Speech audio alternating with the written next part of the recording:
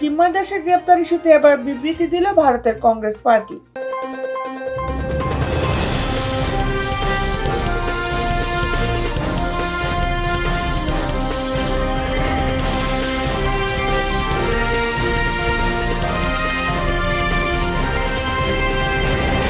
ভারত সরকারের পর এবার বাংলাদেশ সম্মিলিত সনাতনী জাগরণ জোটের মুখপাত্র ও চট্টগ্রামের হাটহাজারীর পুঞ্জরিক ধামের অধ্যক্ষ চিন্ময় কৃষ্ণ দাসের গ্রেপ্তারের ঘটনায় উদ্বেগ প্রকাশ করেছে ভারতের প্রধান বিরোধী রাজনৈতিক দল কংগ্রেস। সেই সঙ্গে বাংলাদেশের ধর্মীয় সংখ্যালঘুদের জীবন ও সম্পদের নিরাপত্তা নিশ্চিতে প্রয়োজনীয় পদক্ষেপ নিতে বাংলাদেশের সরকারের সঙ্গে কথা বলার জন্য ক্ষমতাসীন বিজেপি সরকারের প্রতি আহ্বান জানিয়েছে। টাইমস অফ ইন্ডিয়া জানিয়েছে, বুধবার 28 নভেম্বর কংগ্রেসের মিডিয়া অ্যান্ড পাবলিসিটি বিভাগের চেয়ারম্যান পবন খেরা এক বিবৃতিতে এই উদ্বেগ প্রকাশ করেছেন। তিনি বলেন, ইন্ডিয়ান ন্যাশনাল কংগ্রেসের প্রত্যাশা ভারত সরকার বাংলাদেশের সংখ্যালঘুদের জানমালের নিরাপত্তা নিশ্চিতে প্রয়োজনীয় পদক্ষেপ গ্রহণের জন্য বাংলাদেশ সরকারের প্রতি আহ্বান জানাবে। পবন খেরা বলেন, বাংলাদেশে ধর্মীয় সংখ্যালঘুদের নিরাপত্তাহীনতার পরিবেশ নিয়ে গভীর উদ্বেগ প্রকাশ করেছে কংগ্রেস। ইসকন সন্ন্যাসীকে গ্রেপ্তারের ঘটনা নিরাপত্তাহীনতার সর্বশেষ উদাহরণ। এর আগে মঙ্গলবার চিন্ময় কৃষ্ণ দাস ব্রহ্মচারীর মুক্তির দাবিতে আন্দোলনকারীদের হামলায় সাইফুল ইসলাম আলিফ নামের চট্টগ্রামের এক আইনজীবী নিহত হন।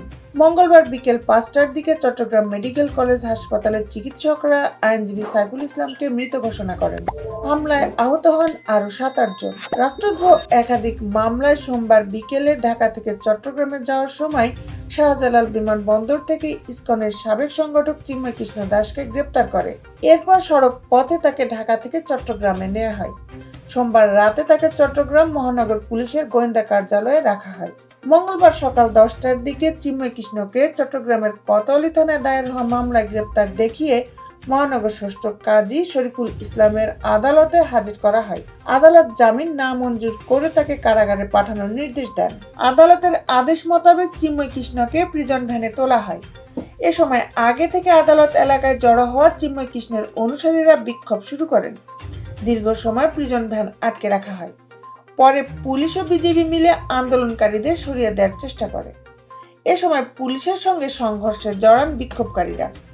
দুপুরের দিকে বিক্ষোভকারীরা আদালত এলাকার বিভিন্ন স্থাপনায় হামলা শুরু করে। বেশ কয়েকটি মোটরসাইকেল ভাঙচুর করা হয়। একই সঙ্গে আইনজীবী সহ সাধারণ মানুষও তাদের হামলার শিকার হন। এ সময় চিন্ময় অনুসারীদের হামলায় সরকার পক্ষের আইনজীবী সাইফুল ইসলাম মারা যান। হাসপাতাল সূত্র জানিয়েছে, সাইফুলের শরীরে ধারালো অস্ত্রের একাধিক আঘাত ছিল। বাংলাদেশের হিন্দু অন্যান্য সংখ্যালঘুর উপর উগ্রবাদীদের একাধিক হামলার পর তাকে গ্রেপ্তারের ঘটনা ঘটল। বাংলাদেশের সংখ্যালঘুদের বাড়ি, ব্যবসা প্রতিষ্ঠানে লুটপাট ও অগ্নিসংযোগ, একই সঙ্গে মন্দিরে চুরি ও ভাঙচুরের ঘটনা ঘটেছে।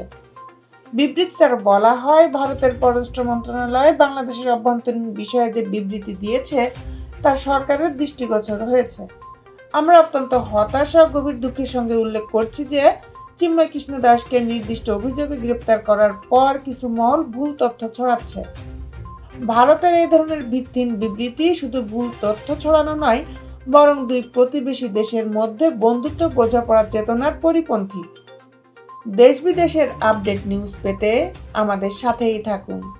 Justice television, Dhaka.